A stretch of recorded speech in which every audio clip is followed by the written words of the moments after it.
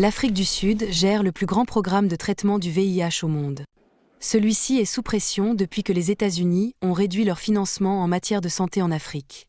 Aujourd'hui, l'accent est mis sur la prévention, alors que le pays se prépare à lancer un vaccin révolutionnaire qui pourrait transformer la longue lutte contre le virus. Bien que nous soyons confrontés à de nombreux défis, nous disposons également de nouveaux outils. Il s'agit notamment du lenacapavir, un nouveau médicament injectable puissant pour la prévention du VIH. Il peut aider l'Afrique du Sud à atteindre son objectif de mettre fin au sida en tant que menace pour la santé publique d'ici à 2030. À l'hôpital Tambo Memorial de Johannesburg, les patients sont traités pour des charges virales incontrôlées causées par un défaut de traitement. Si la charge virale du patient est indétectable, il ne transmettra pas le VIH à son partenaire.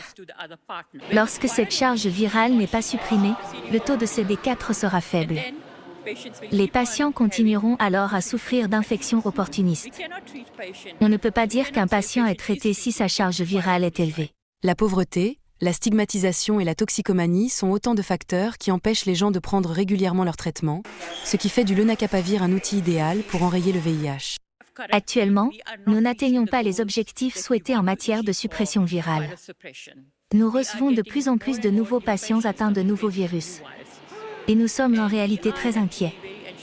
Nous serions ravis de disposer d'un traitement que les patients devraient prendre moins souvent. Ils pourraient alors recevoir une injection tous les quelques mois pour empêcher la propagation du virus. L'injection pourrait être disponible en Afrique du Sud d'ici quelques mois, après des essais cliniques concluants dans tout le pays. C'est la première fois que nous observons un traitement préventif du VIH qui montre une prévention à 100% chez les femmes qui ont reçu l'injection.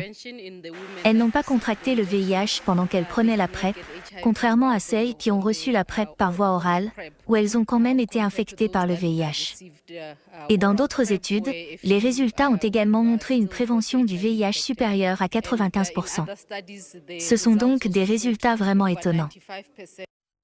Le coût, 2 fois plus élevé que celui des alternatives orales, constitue un obstacle majeur. Il en va de même pour le partenariat avec les États-Unis, qui a été remis en question en raison de relations tendues. Le PEPFAR est le plus grand bailleur de fonds pour le traitement et la prévention depuis 20 ans. À ce jour, il a financé plus de 90% des programmes de PrEP. C'est un partenaire important du gouvernement sud-africain. Il a annoncé la semaine dernière qu'il allait recommencer à s'engager dans la PrEP, en particulier autour du lenacapavir. L'Afrique du Sud attend le feu vert de l'autorité des produits de santé, ou SAPRA, pour mettre ce traitement à disposition dans les établissements de santé publique. Son déploiement devrait commencer lentement, mais il pourrait marquer un tournant dans la lutte contre le VIH.